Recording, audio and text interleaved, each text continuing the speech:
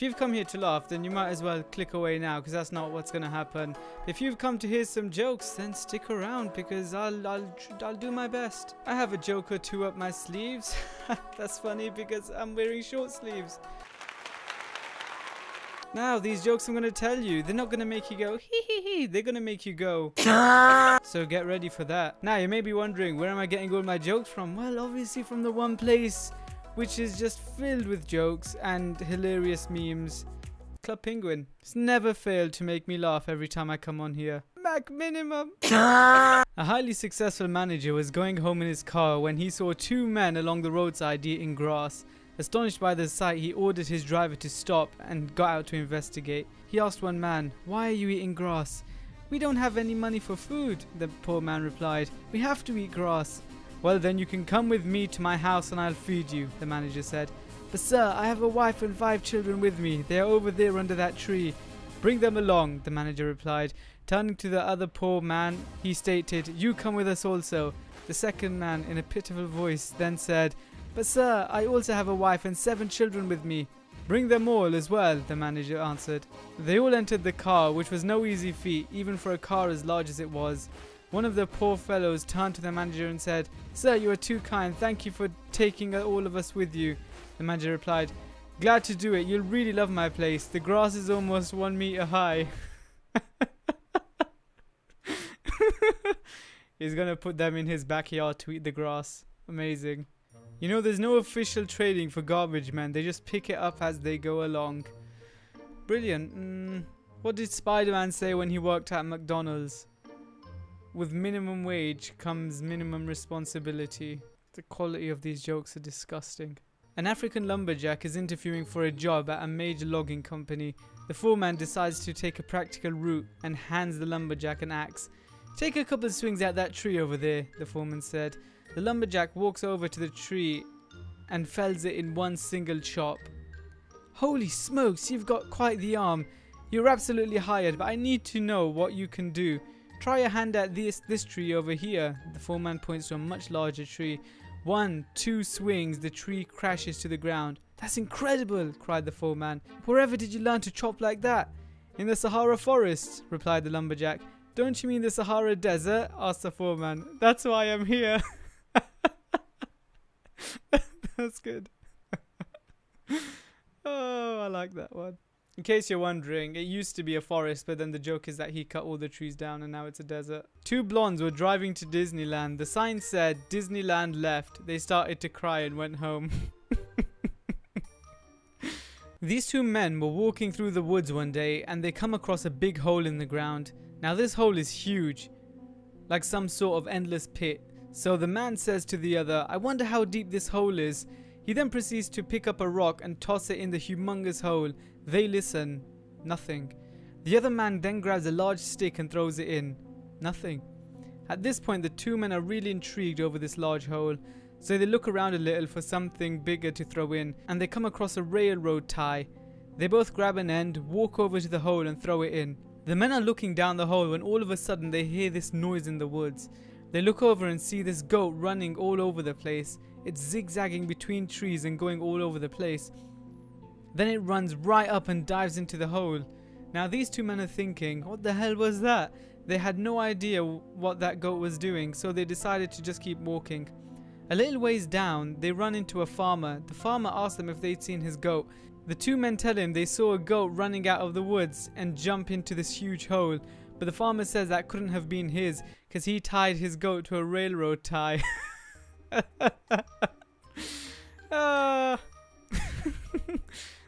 The goat was tied to the railroad tie that they threw in earlier. I don't care what anyone tells me about Neymar faking hurt. He's still my role model. Hilarious. It's because he rolls around a lot. What is E.T. short for? Because he has small legs. E.T. What is E.T. short for? Because he has small legs. I don't understand that one. Dad, have you heard of Murphy's Law? Son, yes, if something can go wrong, it will go wrong. Dad, yes, have you heard of Cole's Law? Son, actually no, what's that? Dad, thinly sliced cabbage. You know, there's a better version of this joke where you ask, have you heard of coleslaw? Because it's like coleslaw. And the person's like, no, what's that? And you're like, it's thinly sliced cabbage, usually mixed in mayonnaise. A man told his wife he was going to the supermarket. I'm going to get a carton of milk. Okay, if you see bananas, get 6. The man comes home with 6 cartons of milk. What the hell? Why did you bring 6 cartons of milk? I saw bananas at the supermarket. Brilliant. That's a programming joke for all of you computer scientists. Yeah, see, look, this is a computer science joke. Because she didn't specify that you had to get 6, because its original intention was to get milk. And she said, if you see bananas, get 6. But she didn't specify that this had to be 6 bananas. So it assumed that it was 6 milk that it had to buy if it saw a banana, which it did. Friends are like bananas. If you peel their skin and eat them, they die. I mean, that's true. Can't argue with that logic. What do you call a snake that is 3.14 meters long? A python. Yo, these are rough. These are such bad jokes. I can't believe how bad these are. An old man placed an order for 1 hamburger, french fries and a drink. He unwrapped the plain hamburger and carefully cut it in half, placing 1 half in front of his wife. He then carefully counted out the french fries, dividing them into 2 piles and neatly placed 1 pile in front of his wife. He took a sip of the drink, his wife took a sip and then set the cup down between them. As he began to eat a few bites of his hamburger, the people around them were looking over and whispering. Obviously they were thinking, that poor old couple, all they can afford is 1 meal between the 2 of them. As the man began to eat his fries, a young man came to the table and politely offered to buy another meal for the old couple. The old man said they were just fine. They were used to sharing everything. People closer to the table noticed the little lady hadn't eaten a bite. She sat there watching her husband eat, occasionally taking turns sipping the drink. Again, the young man came over and begged them to let him buy another meal for them. This time the old woman said, "No thank you, we are used to sharing everything." Finally, as the old man finished and was wiping his face neatly with the napkin, the young man came over to the little old lady who had yet to eat a single bite of her food and asked, "What is it you are waiting for?" She answered, "The teeth." That's disgusting. It's brilliant. The husband was using the teeth. She was waiting for him to finish. Imagine, right? Imagine she puts the teeth in her mouth and there's still little bits of all his food, you know, in the back and in the front tooth and stuff like that. So she puts the teeth in her mouth, she gives it a lick and and all those bits come off. My wife was furious at me for kicking dropped ice cubes under the refrigerator, but now it's just water under the fridge. Oh God, they're bad puns. That's what all these jokes are. They're just bad puns. Should rename this subreddit to bad puns. What do you call a watering can with a hole at the bottom? A watering cannot.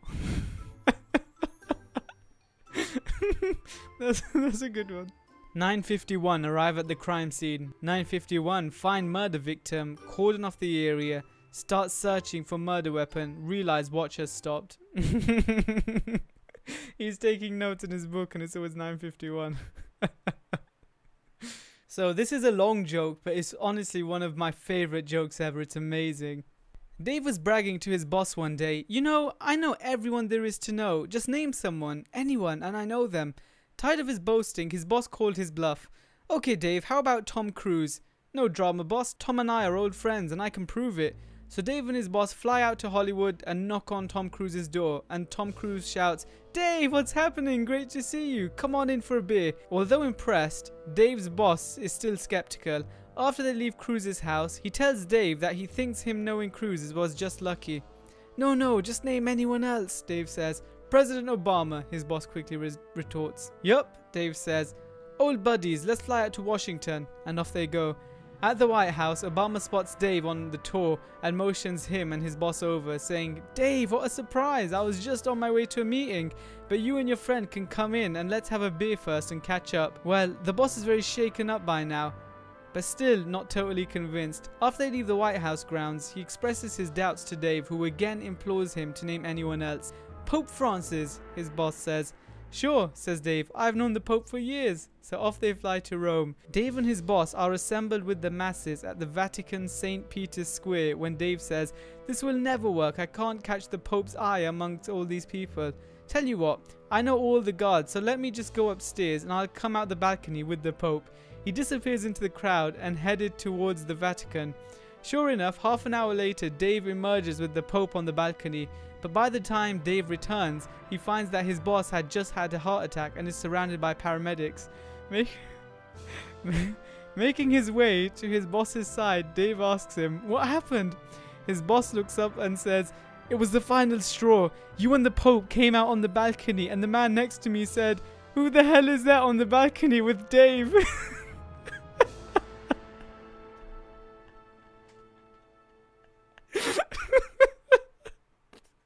It's such a good joke. I really like that one. Anyway, see you guys later.